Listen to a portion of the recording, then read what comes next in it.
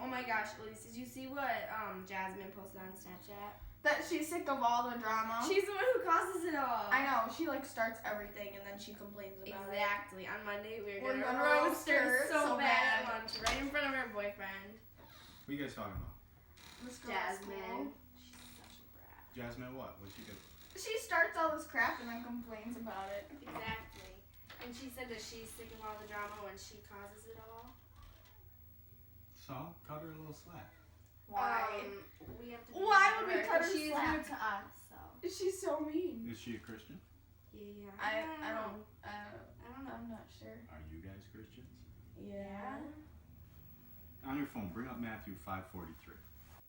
Alright. You have heard that it was said, love your neighbor and hate your enemy. But I tell you, love your enemies and pray for those who persecute you, that you may be children of your Father in heaven. He causes his sun to rise on the evil and the good, and sends rain on the righteous and the unrighteous. If you love those who love you, what reward will you get? Are you even the tax collectors doing that?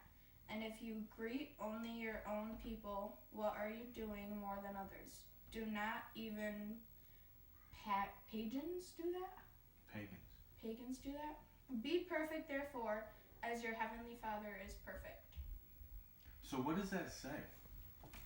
You guys understand what that says? You're supposed to love your enemy? You know what's wrong with the world today, guys? No. That people do that stuff and complain about it? We have billions of Christians who don't live out their faith. In that verse, it says, if you want to be called sons of the Most High, for you guys it would be daughters of the Most High, then you have to follow. You have to obey his commands. And his commands say, love your enemies and your neighbors. That's like so stupid. Why Why should would we you be do nice that? to her if she's She hasn't not? done anything to us, so. That's Well, basically read 44 and 45 again. But I tell you, love your enemies and pray for those who persecute you, that you may be children of your Father in heaven. He causes his sun to rise on Just the evil stop at and the 45. good. So what's it say? That you may be children of your Father in heaven. Christians aren't people who just say they love people and just say we forgive people. What does it say Christians are in 45? 44 and 45. Says that they're love your enemies, children What? of God. Why? Why do we love them? So that we may be called children of our Father in heaven. Let me tell you the story of the Good Samaritan. The story of the Good Samaritan was there was a man going from Jerusalem to Jericho when he got mugged and beaten by robbers and left on the side of the road. This is stupid. Like, I don't understand. Well, you could. Well, first, a priest came along the side of the road. And when he came to the man who was beaten and robbed, he stopped and walked to the other side of the road and went around him as wide as he could. Now the irony there is, the priest is supposed to be the one caring for the people.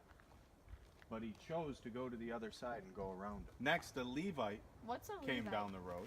Yeah. A Levite is an order of priests in Jerusalem. They're born into this sacred order of priests that goes way back in the Old Testament.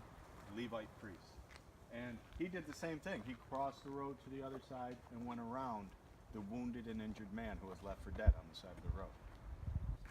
After the Levite and the priest came a Samaritan. What is a Samaritan? A Samaritan's from Samaria, and they're sworn enemies with the Hebrews. So the Samaritan, when he came to what we assume is a Hebrew, a Jewish guy because he was coming from Jerusalem, he saw that the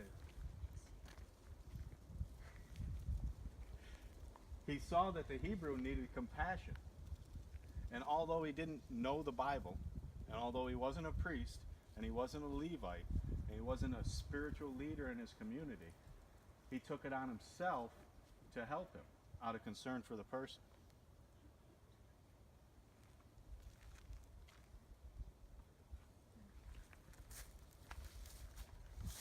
He got off of his beast and took time out of his day and bandaged up the Samaritan and even loaded him and took him to an inn to try to save him.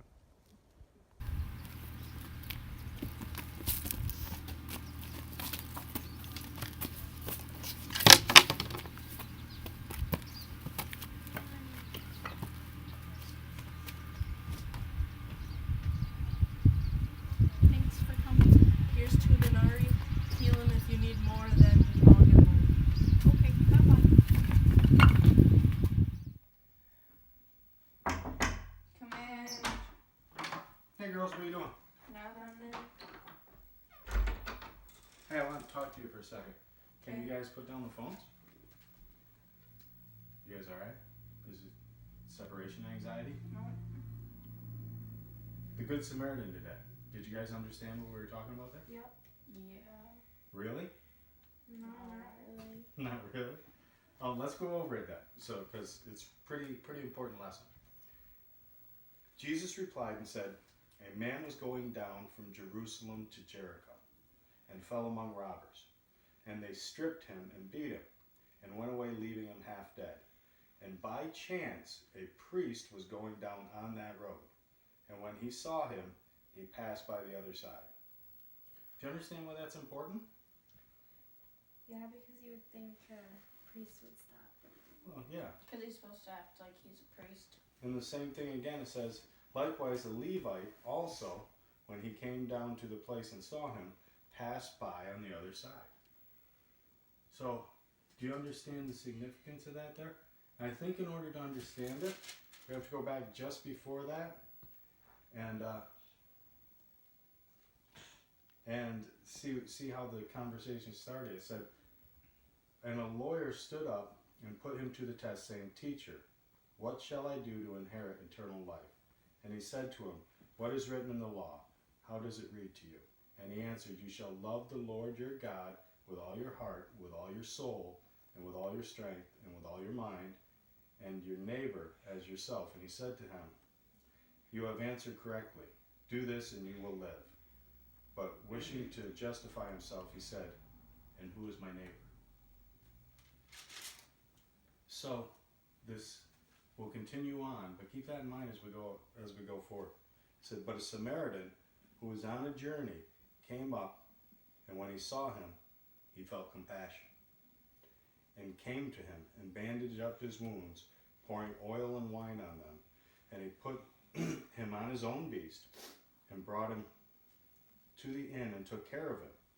And the next day he took out 2 denarii and gave them to the innkeeper and said, 'Take care of him, and whatever more you spend, when I return, I will repay you.'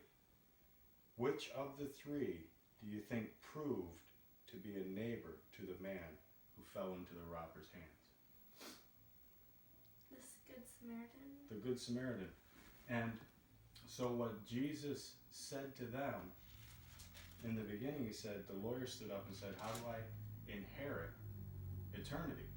How do I live for eternity?"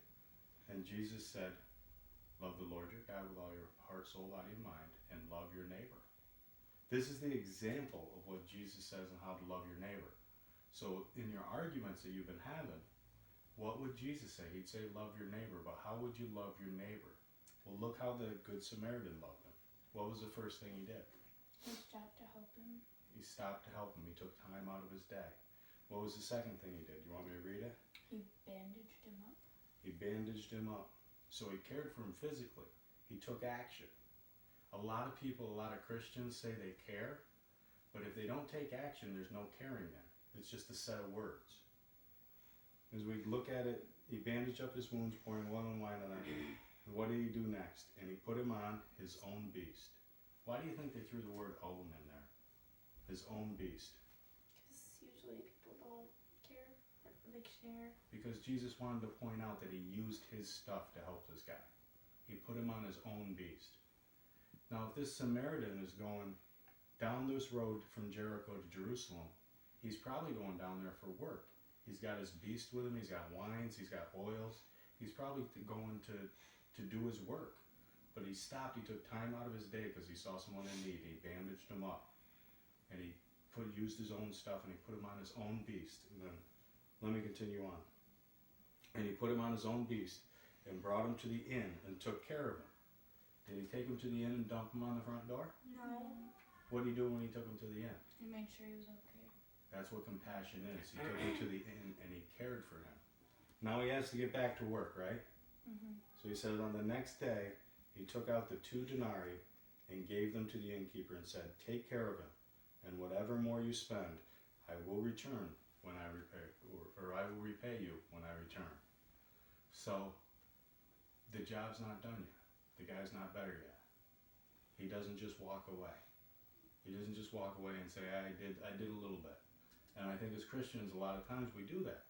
We just walk away and you say, you know, the situation's a little more than I really want to deal with. The situation's a little harder than I really want to deal with.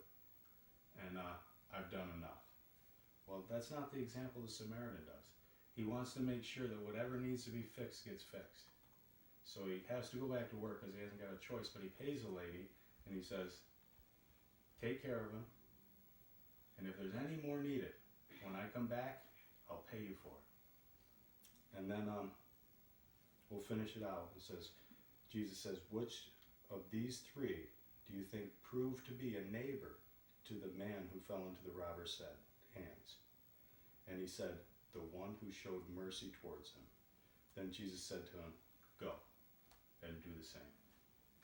This is the example that Jesus gave of how to love your neighbors, is to show mercy for them and show compassion for them. And you may think that, you know, these people you've been dealing with at school or whatever, well, they're not robbed and laying on the side of the road bleeding, but the example is to show mercy and compassion and love your neighbor. Do you guys understand it now? Yeah. Okay, I'll let you get back to Snapchat. I'll Right. talk to you later. Bye. Oh my gosh. Now that your dad's gone, I just thought of the super good roast for her.